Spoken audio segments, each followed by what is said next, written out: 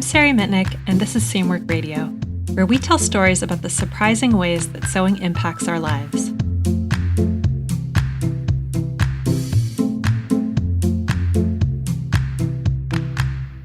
Hi, everybody, and welcome to Seamwork Radio. Sewing your own clothing can change your perspective in some surprising ways. We talk to makers like you about how the practice of sewing has helped them to slow down, get to know their bodies, discover who they are, and connect to the people around them. We believe that what you make is important. Tune in to hear from a community of people who care about sewing and creating just like you do. I'm Sari. And I'm Haley. And this week we also have a special guest joining us. Hello, everyone. I'm Taylor. I am the user experience designer here at Seamwork, and I also help produce the podcast. We're super excited to have Taylor joining us today on this special episode of Seamwork Radio. Sari, I've been into the office a few times the last few weeks, and I keep on meaning to ask you about this pretty pile of gold fabric and a matching gold zipper on your desk that calls to me each time I'm in there. Oh, goodness. Well, if you want any, you can have it because it was a disaster. No. Oh, no. Well, yeah, I actually bought that fabric. So I've got these old Parsons chairs that we got on Craigslist for our dining room, like probably 10 or 15 years ago. And they had slipcovers on them, and the slipcovers were getting really old. So I wanted to replace them. So I went out and bought all this really beautiful gold linen, and I made a pattern from the old slipcover, and I cut them all out, every piece. And then I was short like half a yard of fabric. And I could not make it work because they're all squares, so it all fit together perfectly on the fabric. So I went back to Mill End, and they had sold out of the fabric. And so I couldn't do it. So I ended up buying another linen and making them, and they look great. But I have all this fabric cut out in these huge rectangles now, and I can only make so many pillows, so I'm not sure really what to do with it. Yeah, so I don't know. So if you guys want any gold linen, I will give it to you. Right on. Maybe we all have matching bows in our future. Yeah. Something very square. I cut out one of the Elizabeth Suzanne Clyde jumpsuits, I want to say like 2 months ago now, like while Charlie was napping on a weekend. And I just, every single weekend since, I've been like, this is going to be the weekend. It's going to happen. I'm going to sew it up. It's going to be super rad. No, it hasn't happened yet. You know what? Maybe this weekend will be the weekend now that I've like said it in front of you guys and everybody listening today. Some like accountability buddies. What about you, Taylor? I'm currently working on a Takara knit dress. I cut it out a couple weeks ago, and I've been slowly chipping away at it. Takara is like the perfect fall pattern. I've been eyeing mine in my closet, waiting for it to get like cool enough for me to wear it. Yeah, I'm really excited. I chopped off my last Takara, so I'm excited for having like a full length one again. So this month's theme, we can get into that. You guys want to talk about our theme this month? We're talking about sharing.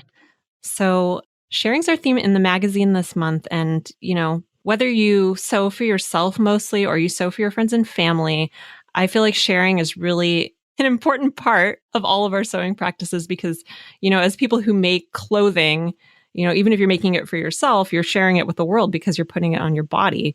So what you make is really out there no matter what.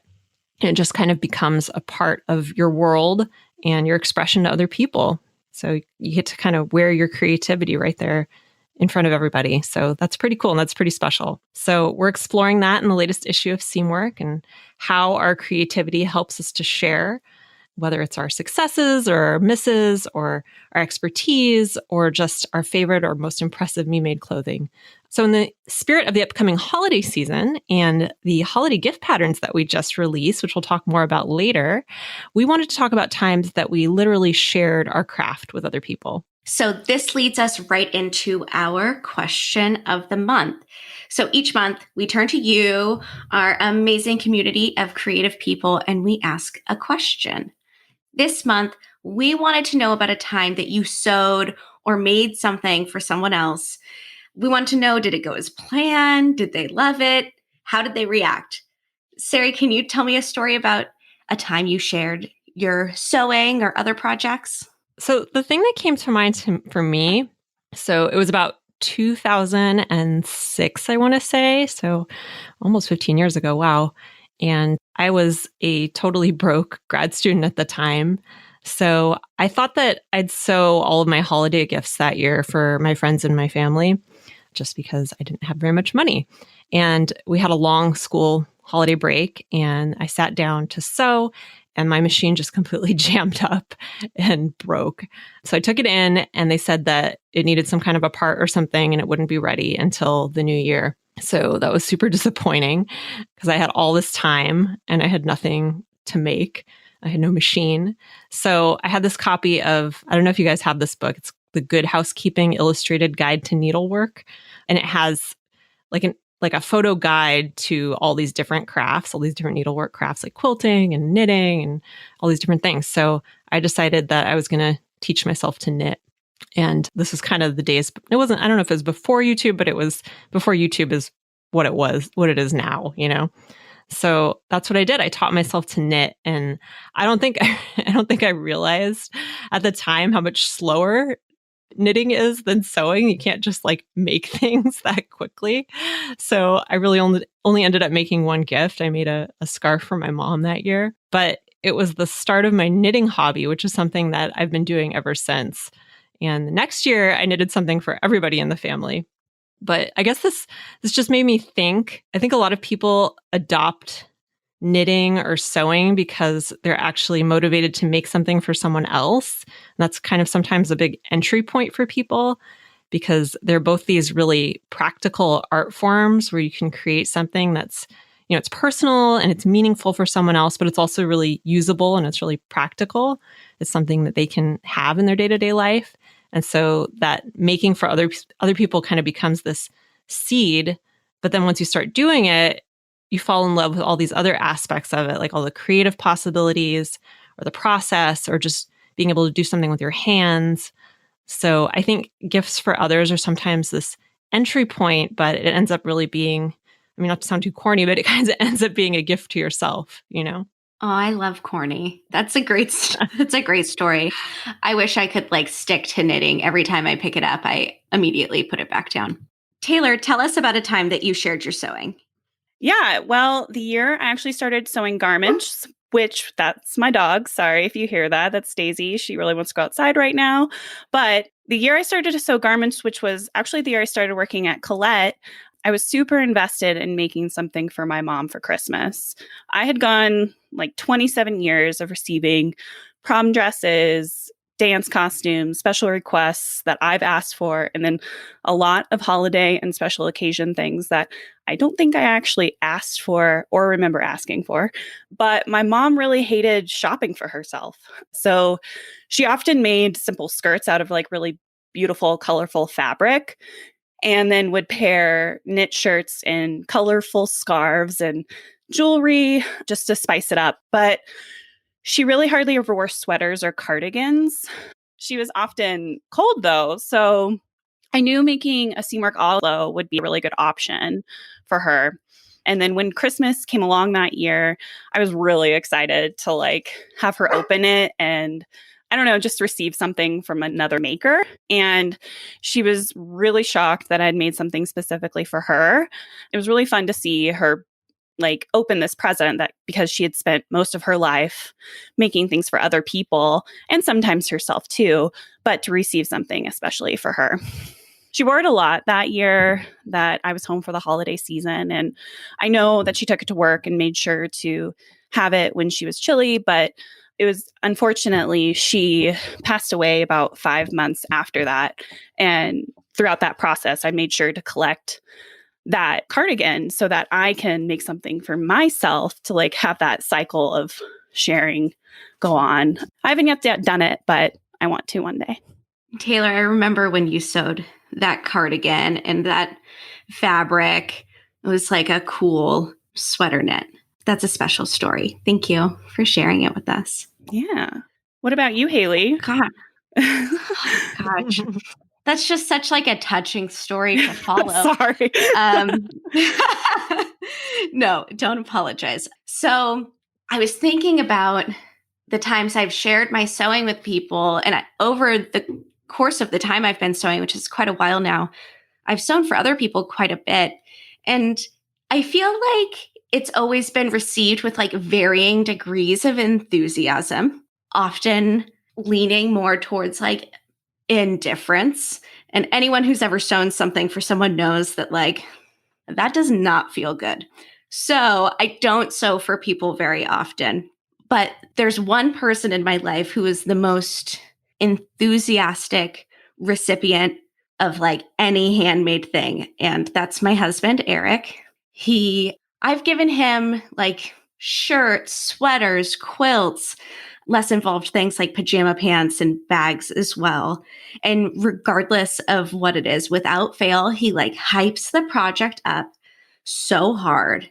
Like, whoa, that's so cool. And he'll like look at the different details. How did you do that? Which is funny because if you know him, like, you know, he's kind of like even keel. He doesn't get excited about a lot of things, but he gets real pumped over my sewing. And so this one time I made this little like 2-dimensional zipper pouch. It was at our Bernina ambassador training. And it was just like a little yellow rectangle with a white zipper in it.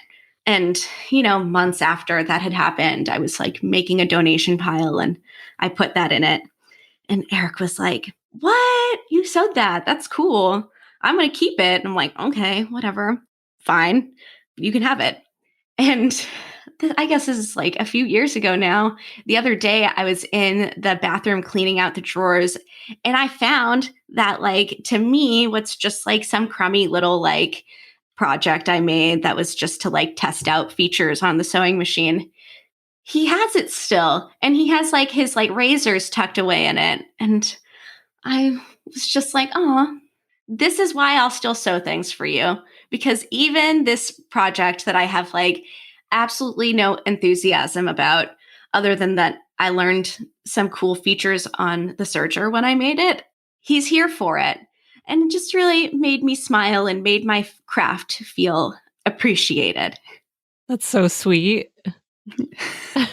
You know, it's pretty sweet. I think it's extra funny if you know him and you know that he's just like kind of, I guess some people might describe him as kind of stoic, but he just like so is into everything I make. And it's the sweetest thing. Everyone needs a cheerleader. Yeah, that's really awesome to have someone just like being so psyched on something you make every time. Yeah, I need to like remind myself when I'm feeling down on my sewing, I should just like make him a little project and pump me back up again. Yeah. Like, yeah, I am a superstar. Eric says so. So it must be true. Well, it has to be true. Yeah. We also have a bunch of stories from some seam workers. First up, we have a story from Lisa. I found a fabric that was totally my mom's style, this awesome striped linen from Blackbird Fabrics. And then I went and found a pattern that was totally my mom's style, this Tina Givens kind of layered look thing. And I sewed the dress, and it was literally the only thing I made all summer because we were busy moving. And when I finished it and modeled it, my whole family said, "Wow, that looks totally like your mom's style." They actually didn't know I had made it for her, not for myself. And if you saw the dress in her closet, you literally wouldn't be able to tell it apart from many of the clothes she has in that similar login look style. So I was really excited to give it to her. But then when she opened it, she was pretty tepid about it, and she actually hasn't even worn it. Oh well, don't even get me started on the things I've knitted for her. You guys, I laughed so hard when I listened to this story because I have a nearly identical one. And it was actually the story that I had intended to share today when I heard about the theme. But when I heard Lisa's story, I had to like come up with another experience to reflect on. But listening to Lisa's story, I can't help but think about times that I've gifted something handmade to someone and it was just kind of a flop. And, you know, I don't think that like tepid response is necessarily an indicator that they don't like it per se. I just think that in our minds, we've poured so much time and thought and energy into whatever the project is. And so we like build it up so much in our head. And the fact of the matter is that people who don't sew, they don't get it. And so it's so disappointing and sad. But I think it's also something that like many sewers, we can share stories like this with one another and at least have like a laugh and roll our eyes at the people who didn't appreciate the badass things we sewed for them.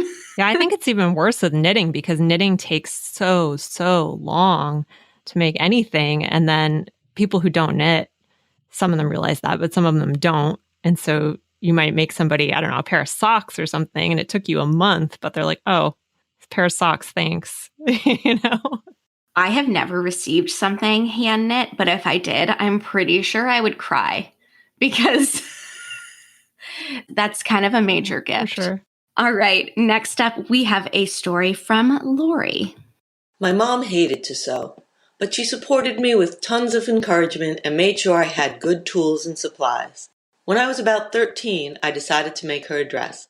She was pregnant, so I found a nice maternity pattern and my dad helped me get some fabric. It was the 70s, so it was an on-trend polyester double knit in purple with a Nehru collar and trimmed with a gold and purple band. I think I used every stitch and attachment in my new Kenmore. Stretch stitch, invisible zipper foot, free arm for sleeves, blind hem, and yes, it looked exactly how it sounds. A giant, Barney purple, tent-like dress with some bling. Just what every pregnant woman wants to wear. But wear it she did, proudly. Well, first of all, I love all these stories about moms. And then I also really like these stories about like how the last two are so similar, but so different. Like these makers put all of this time and energy into what they're doing and like thought. And sometimes it works out and they love it despite the weirdness. But like sometimes, even though it's perfect, it won't work out or they don't like it or it doesn't feel right to them or something. And I just think it really illustrates the ups and downs of what it is to make things for people and how, I don't know, I think it's really brave to like try and make stuff for other people because it can be scary because you are spending all this time and energy and thought and you're just like, is this even going to be worth it? Like, will they understand? Very similar to what you guys were saying earlier. I feel like that's kind of my major takeaway from these stories is that making things for other people is kind of this expression of your love for them. And, you know, just like other expressions of love, that can be received in a variety of different ways. And people can hear it one way, even though it's not what you intended, or they could hear it a completely different way. And, you know, some people you have that connection with through making maybe and gifting and things like that. And some people, maybe that's not the way you connect with them. Maybe you connect with them in a completely different way. So I just think it's like another way to express love. So sharing is obviously a really important aspect of sewing. And I think, you know, even if, like we were saying earlier, even if you only do it for yourself, it's still something that is inherent in sewing. It's just part of sewing. So this month, to celebrate the theme of sharing, we want to ask you guys to share a story that you associate with one of your me-made garments. Maybe it's some kind of treasured memory you made while you were wearing it, or maybe it was a special fabric. But you can share it with somebody you know, or share it on Instagram, or even on the Seamwork community. We've started a conversation there, and we'd love for you guys to join in if you want. And you can find that in the show notes. So next month, our theme is generations.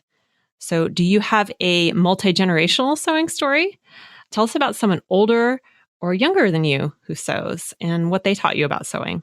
So if you have a story to share about multi-generational sewing, then it's really easy to do that. You can just go to seamwork.com/go/answer.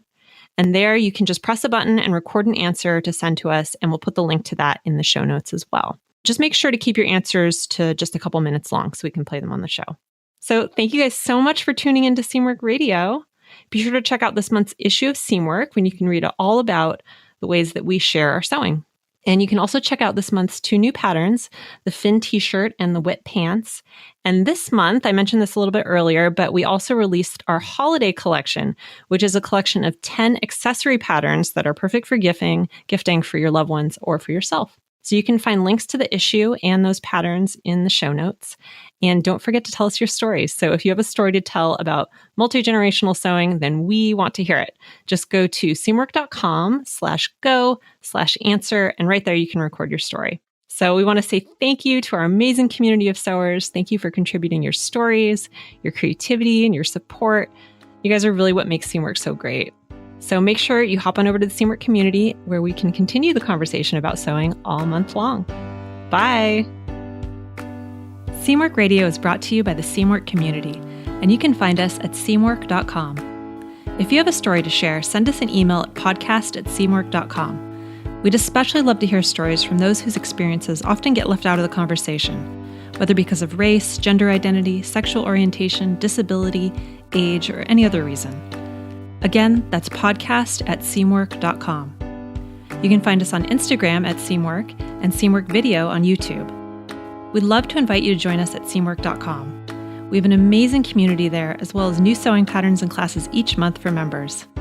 Podcast listeners can get 50% off our unlimited membership, which gets you unlimited downloads from our library of over 150 wardrobe-building sewing patterns. Just visit seamwork.com/go/podcast50. You can also find that link in the show notes. And if you like this podcast, please consider giving us a 5-star review on Apple Podcasts or the podcast app of your choice. It really helps other people to find the show so they can hear these stories too. Thanks for joining us, and we'll be back with you soon. I'm Sari Mitnick, and this is Seamwork Radio.